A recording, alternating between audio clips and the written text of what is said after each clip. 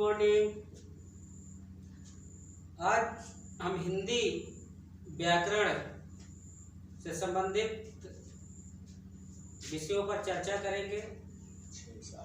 6, 7, 8 तीनों क्लास का वीडियो है, जिसमें पहला टॉपिक हम उठाते हैं भाषा और व्याकरण। पहले हम मेन बिंदुओं को लिख देते हैं कि हम किस पर चर्चा करेंगे। क्या है? पहले भाषा और व्याकरण।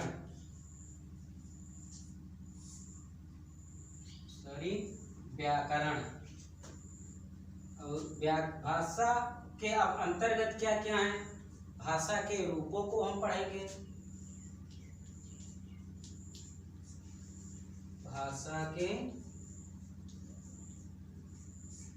भाषा के रूपों को हम पढ़ेंगे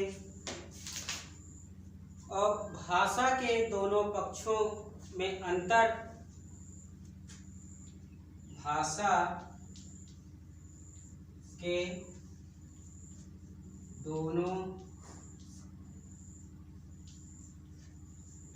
रूपों में अंतर और भाषा के दोनों रूपों में अंतर। भाषा परिवार नंबर 4 बिंदु है भाषा परिवार। अब भाषा परिवार में कितने परिवार आते हैं, इसको हम बाद में विस्तृत चर्चा करते हैं। फिर इसके बाद आ जाएगा बोली। अगला पॉइंट है बोली, भाषा तथा बोली में अंतर। भाषा तथा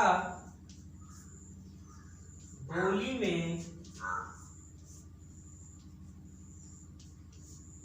अंतर।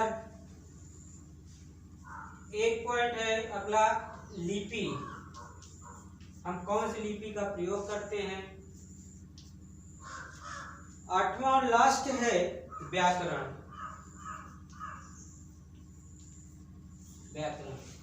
तो बच्चों, हम आज इन टॉपिक पर चर्चा करते हैं।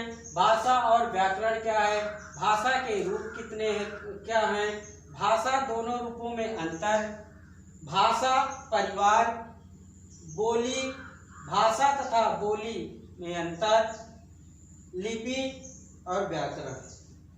बोली में अंतर, यहाँ पर बोली में अंतर हो जाएगा।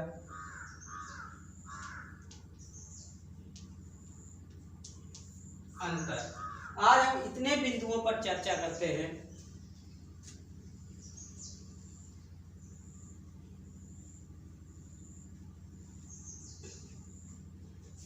और हम चर्चा करते हैं भाषा है क्या चीज। भाषा है क्या चीज? भाषा का तात्पर्य होता है कि भाषा मनुष्य दूसरों के भावों को आदान प्रदान करना ही भाषा कहलाता है। मनुष्य दूसरे के भावों को या अपने भावों को अपनी भाषा में व्यक्त करना ही भाषा कहलाता है। और भाषा का मतलब क्या होता है कि भाषा, पहले हम समझ लेते हैं भाषा बना कैसे है। भाषा बना कैसे है? भाषा संस्कृत का भाष धातु है। संस्कृत का भाष धातु है। इस भाष धातु से भाषा बना है। भाष धातु से भाषा बना है। इस भाषा में संस्कृत का एक प्रत्यय होता है टाप प्रत्यय। ये टाप प्रत्यय है। इस टाप प्रत्यय से भाषा का, अब ये टाप प्रत्यय से भाषा बना कैसे देख लेते हैं। तो ये टा जो है, टा का लोप हो जाता है चुटू से। एक सूत्र है संस्कृत में, बहुत गूढ़ है। और पा है हलंत्यम से। हलंत्यम से इसका लोप हो जाता है तो बचता आ है। तो भाष धन ये आ बचता है, बड़ा आ बचता है तो ये आ इसमें आ जाता है तो ये भाषा बन जाता है। और भाषा का अर्थ होता है स्पष्ट वाणी। भाषा का अर्थ होता है स्पष्ट वाणी। स्पष्ट वाणी, भाषा का अर्थ होता है स्पष्ट वाणी। ठीक, इतना हमारा हुआ कंफर्म कि भाषा आया कहां से, भाषा शब्द बना कैसे, और भाषा का मूल अर्थ क्या होता है। तो भाषा का मूल अर्थ होता है स्पष्ट वाणी।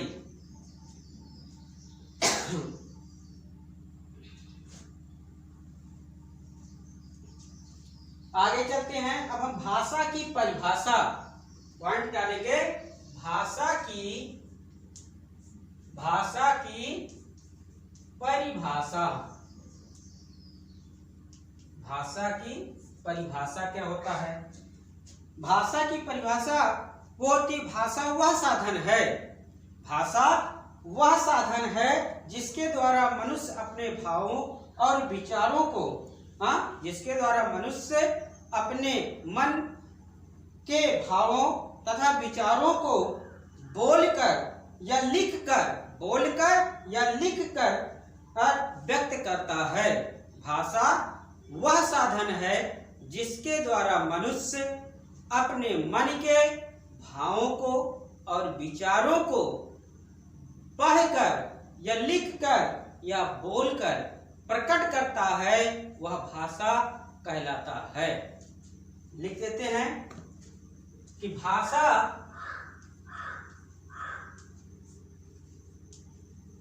वह साधन है। पूरा आ रहा है ना? नहीं, आगे मत जाइएगा। हाँ ठीक है, नहीं रखिए यही तक। और 10 लिखना पड़ेगा। हाँ ज्यादा रहा लेकिन पूरा ना रखिए। और 10 लिखिए ना। भाषा वह साधन है जिसके द्वारा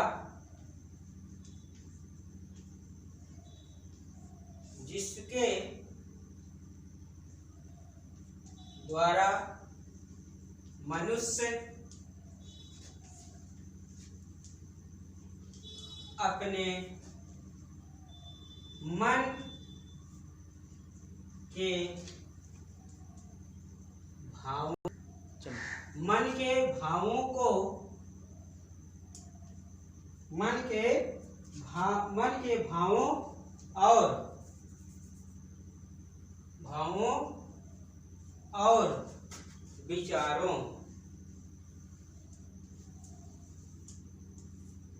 के भावों और विचारों को बोलकर या लिखकर व्यक्त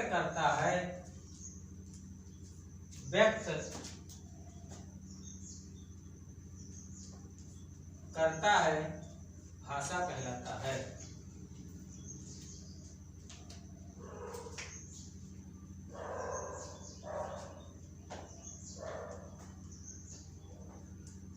भाषा कहलाता है। अब हम देखते हैं, ये हो गया भाषा की परिभाषा। भाषा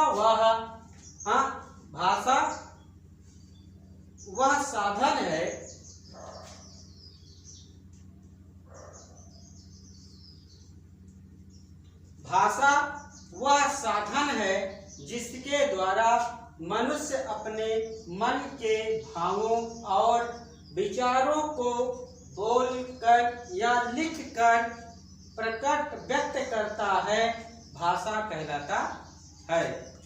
भाषा कहलाता है बच्चों। भाषा हमारे भारत राज्य में कई भाषाएं बोली जाती हैं। वैसे तो हमारे संविधान में 22 भाषाओं को मान्यता प्राप्त हुआ है।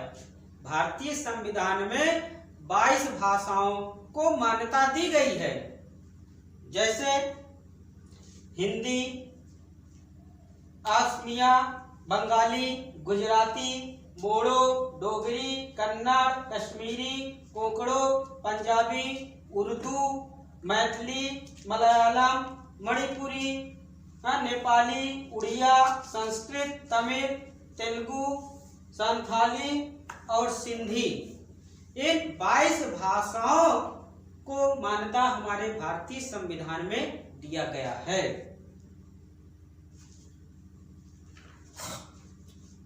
अब हम भाषा के भेद को जान लेते हैं।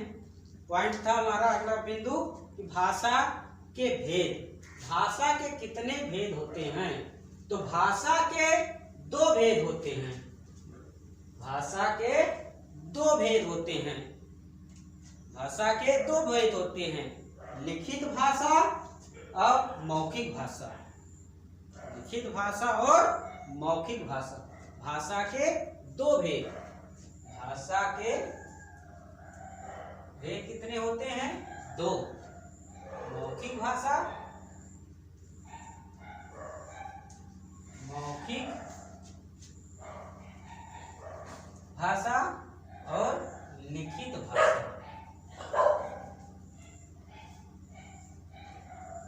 लिखित भाषा, भाषा के 2 भेद होते हैं, मौखिक भाषा और लिखित भाषा। मौखिक भाषा, लिखित भाषा। मौखिक भाषा किसे कहते हैं?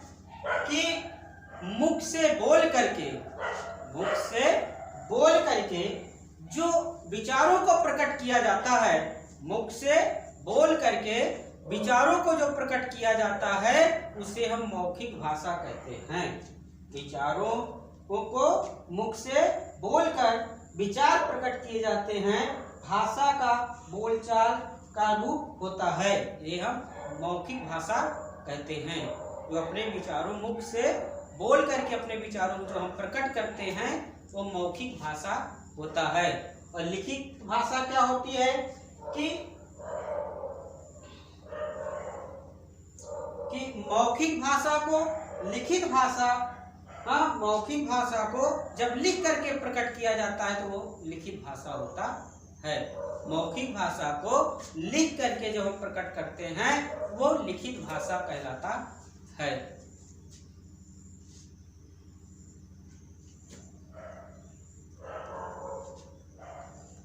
मौखिक भाषा पॉइंट डालेंगे। मौखिक भाषा,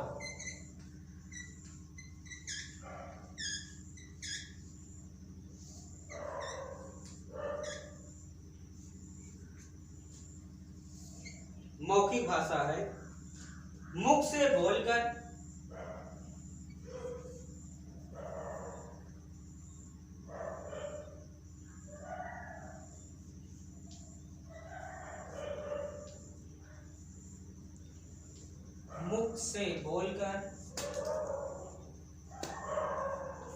मुख से बोलकर जो विचार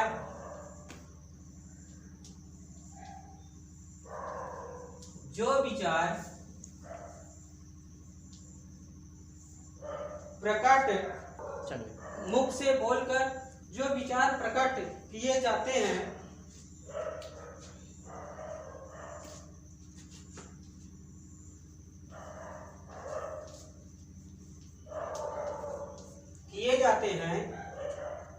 वह भाषा किए जाते हैं उसे मौखिक भाषा कहते हैं।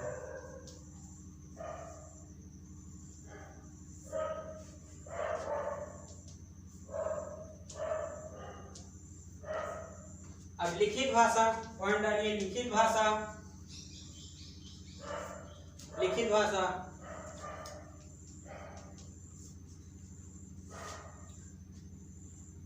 मौखिक भाषा को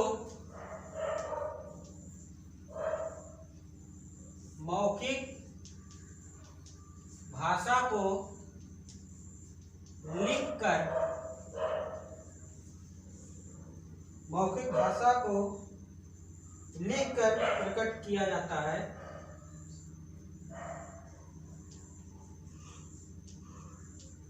जो प्रकट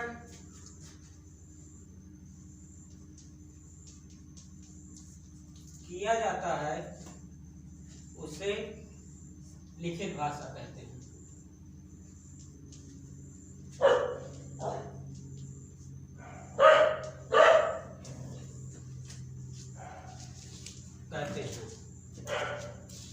हो गया।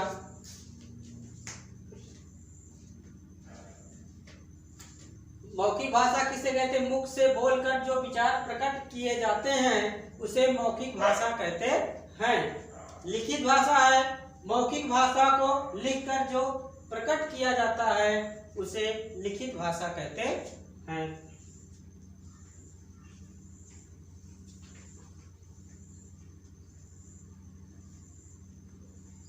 अगली पॉइंट है भाषा के दोनों रूपों में अंतर। भाषा के दोनों रूपों में अंतर। लिखित भाषा और मौखिक भाषा में क्या अंतर है, हम इसको बताएंगे कि भाषा का मौखिक रूप परिवर्तनशील है। भाषा का जो मौखिक रूप है वो परिवर्तनशील है, किंतु लिखित रूप में स्थिरता बनी रहती है। भाई कोई हम मौखिक भाषा बोलेंगे तो अभी कुछ बोल रहे हैं, इसके बाद हम कुछ और बोलेंगे, कुछ देर के बाद मुख और हमारी भाषा बदल जाएगी। लेकिन लिखित भाषा जो लिखित भाषा है वो तो लिखा ही रहेगा, जब हम मन चाहेंगे तब उसको पढ़ लेंगे। और मौखिक भाषा है, जब जब पूछा जाएगा या बताया जाएगा उसकी व्याख्या हर तरह से बदल करके बोली जाएगी। और लिखित जो है वो जैसे का तैसा लिखा ही रहेगा। तो इस अंतर के कारण भाषा में लिखित रूप की महत्ता अधिक बनी रहती है और भाषा के लिखित रूप के कारण ही हमारा प्राचीन साहित्य संरक्षित रखा हुआ है। ये लिखित भाषा हमारा ज्यादा मान्यता है, ज्यादा प्रमाणित है। अब हम आते हैं भाषा परिवार। भाषा परिवार, भाषा परिवार, भाषा परिवार। अब भाषा परिवार में कितनी हैं, कौन कौन से भेद हैं? भाषा परिवार कितने परिवार हैं, हम इस पर चर्चा करते हैं कि कौन कौन से हैं परिवार हमारे। भाषा परिवार में कितने हैं? जैसे नंबर 1 हो गया मातृभाषा। नंबर 1 मातृभाषा, नंबर 1 मातृभाषा, ये मातृभाषा है। नंबर 2 प्रादेशिक भाषा, नंबर 2 प्रादेशिक भाषा, प्रादेशिक भाषा। नंबर 3 राष्ट्रभाषा, नंबर 3 राष्ट्रभाषा, राष्ट्रभाषा। अगला है नंबर 4 क्या है? अंतरराष्ट्रीय भाषा,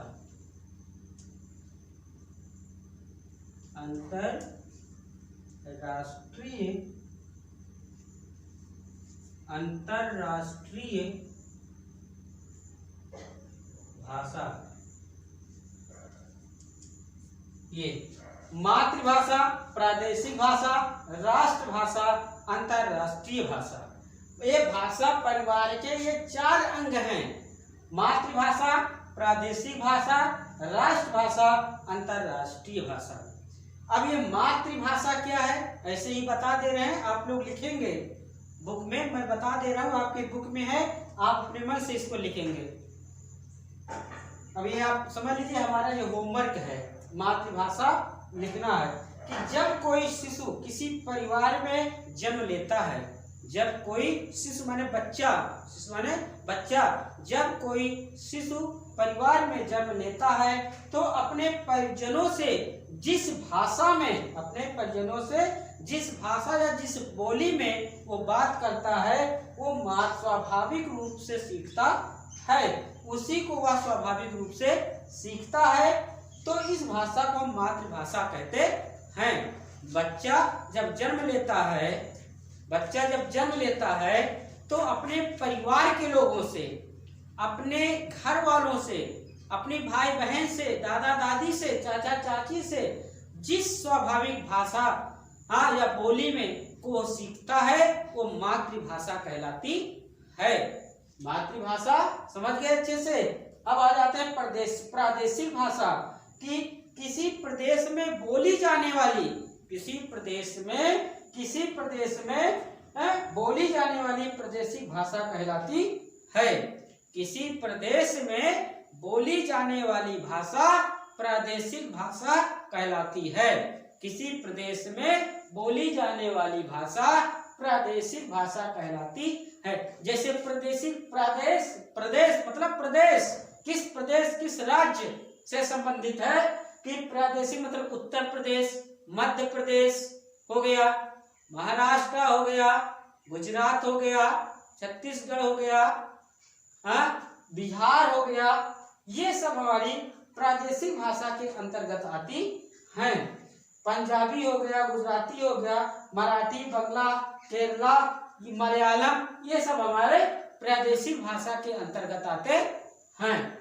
तो ये चीज हो गया। अब राष्ट्रभाषा पर चर्चा करते हैं। राष्ट्रभाषा हमारा जब क्या है, जब कोई भाषा किसी राष्ट्र के अधिकांश भूभागों में बोली जाती है। जब कोई भाषा राष्ट्र के अधिकांश भूभागों में बोली जाती है तो उसे हम राष्ट्रभाषा कहते हैं।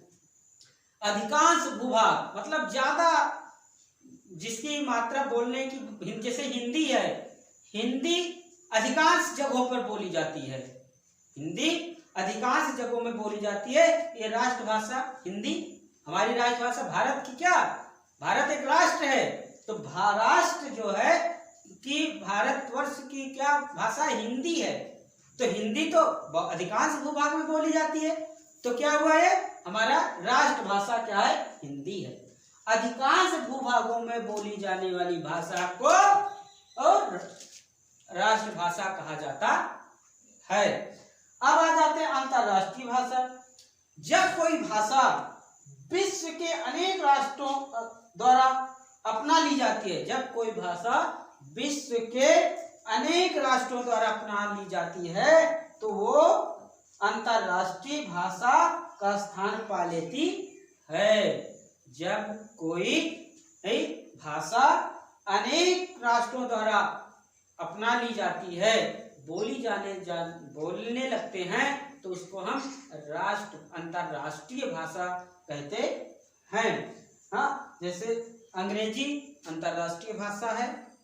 अंग्रेजी कई जगह बोली जाती, बहुत स्थानों पर बोली, कई राष्ट्र के लोग इसको अपना लिए हैं, तो ये अंतरराष्ट्रीय भाषा हो गई है। इसे आप लोग अपने मन से अपनी भाषा में अपने फेयर में लिखेंगे। आ जाते हैं बोली पर। बोली क्या है?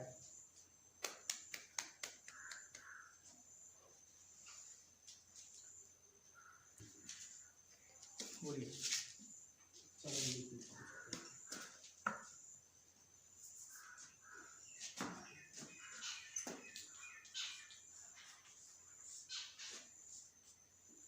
बोली क्या है? किसी भाषा अथवा उपभाषा के क्षेत्र में कई बोलियां हो सकती है। किसी भाषा अथवा उपभाषा के क्षेत्र में कई बोलियां हो सकती हैं। बोली का स्वरूप साहित्यिक भाषा से बहुत दूर होता है।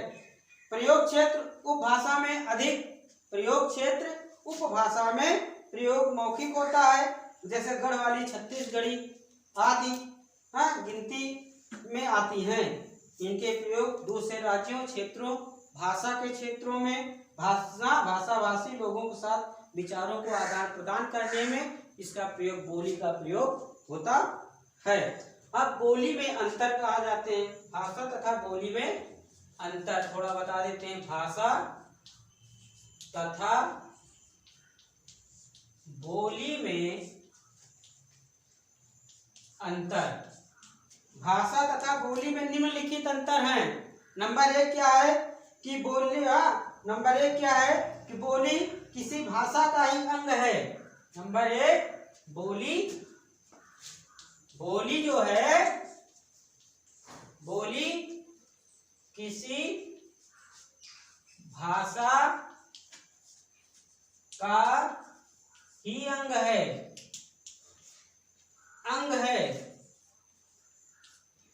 और भाषा का क्षेत्र विस्तृत है और बोली का क्षेत्र सीमित है। नंबर दो, भाषा का क्षेत्र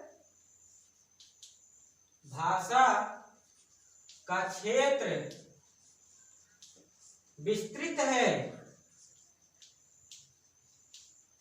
अब बोली तथा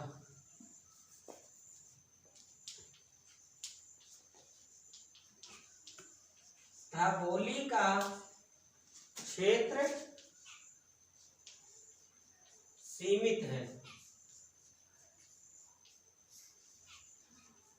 बस इतना ही अंतर है।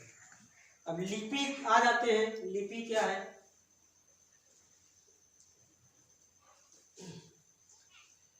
लिपि तार पैर नीचे आ रहा, से पढ़ कर जाएगा।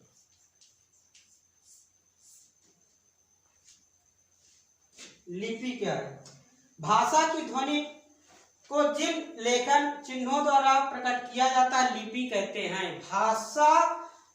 भाषा के ध्वनियों को जिन लेखन चिन्हों द्वारा, भाषा के ध्वनियों को जिन लेखन चिन्हों से प्रकट किया जाता है लिपि कहलाता है। क्या है? भाषा की ध्वनियों को जिन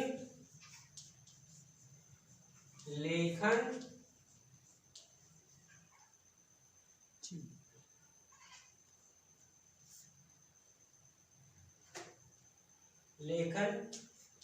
चिन्हों द्वारा प्रकट किया जाता है लिपि कहलाता है।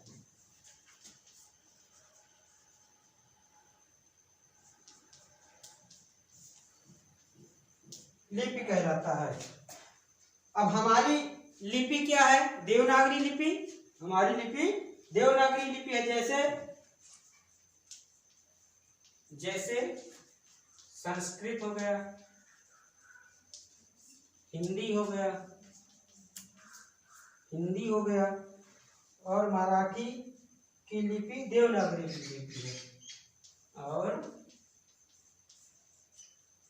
मराठी की लिपि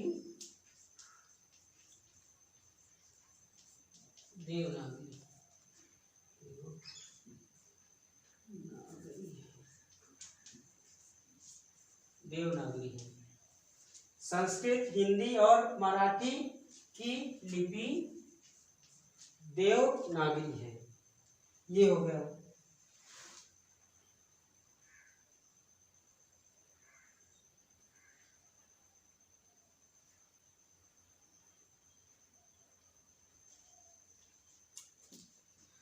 ये लिपि तक का आज हम चर्चा किए हैं। और थोड़ा व्याकरण है, व्याकरण पर हम कल आएंगे। व्याकरण बताएंगे, व्याकरण के बाद वर्ण विचार बताएंगे। और आप लोगों के लिए है, आप अपनी अपनी क्लास की बुक ले लेंगे और पीछे एक्सरसाइज है, अभ्यास है, इसको आप करेंगे। और फिर हम नेक्स्ट वीडियो में आपकी भी एक्सरसाइज कंप्लीट करवाएंगे। आप लोग किए रहेंगे और मिलान करेंगे कहाँ कहाँ पर सही, कहाँ पर गलत है। हम एक एक क्वेश्चन का वीडियो बनाएंगे, कहाँ पर क्या होगा। तो नेक्स्ट वीडियो में ये सब आपको प्रोवाइड किया जाएगा। Thank you.